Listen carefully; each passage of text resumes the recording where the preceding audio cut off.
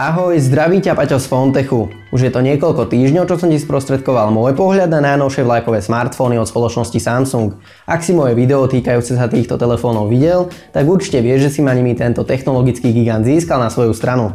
O to viac ma teda potešilo, keď ku mne dorazila táto nenápadná čierna krabička, ktorá v sebe ukrýva niečo výnimočné. Toto niečo je takisto vyrábané Samsungom a jedná sa o špeciálne príslušenstvo ku Galaxy S8.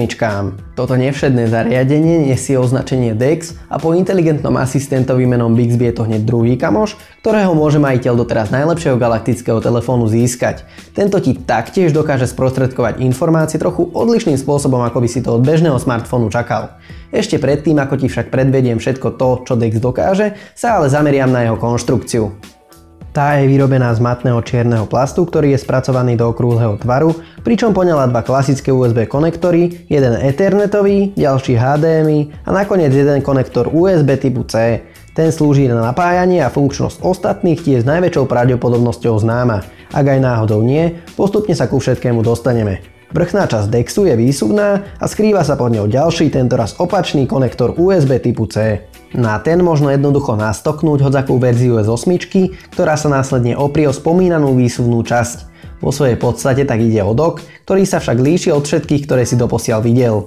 Tento ti totiž zvládne po pripojení monitora, klávesnice a myši telefón pretvoriť na počítač. Som si istý, že si už počul o funkcii systému Windows Mobile s názvom Continuum, ktorá zvládla v podstate to isté, no nikdy sa nejakého významného záujmu nedočkala.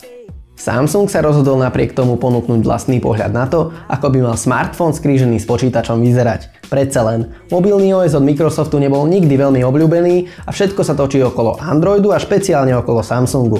Keď už je reč o Androide, ten sa ti v DeX režime zobrazí v pozmenenej podobe na veľkej obrazovke monitora. K dispozícii sú všetky aplikácie, ktoré máš nainštalované na svojej S8 a to isté platí aj pre všetky údaje a dáta. Vzhľadom k tomu, že ide o Android, sa ti ale nie každá aplikácia na veľkej obrazovke aj skutočne zobrazí. Taký Facebook je teda lepšie scrollovať cez prehliadač. Aby toho nebolo málo, niektoré aplikácie sa ti na veľkej obrazovke nespustia vôbec.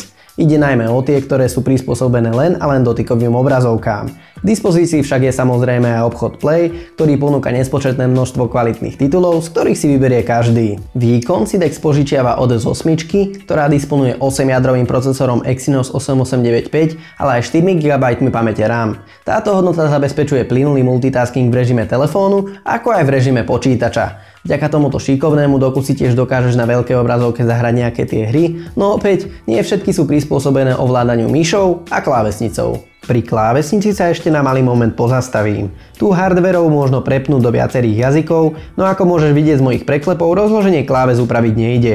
Klávesy Y a Z tak bohužiaľ neprehodíš a budeš si musieť na ich rozloženie zvykať. Toto však nie je jediný nedostatok, ktorý DeX v priamom porovnaní s klasickým počítačom ponúka. Isté, okná aplikácií si môžeš rozmiestniť podľa seba a zaistiť si tak pohodlný multitasking, no obsah týchto aplikácií sa obnoví až vtedy, keď na ne klikneš.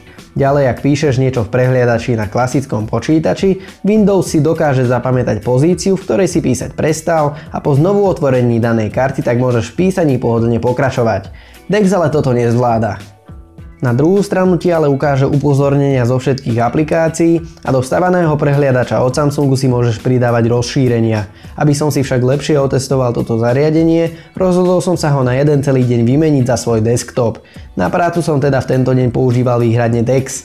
Napísal som nejaký článok, audio k tomuto videu, upravil som si selfiečko a k tomu všetkému som spravil základný edit videa, ktoré som predtým nahral pomocou S8.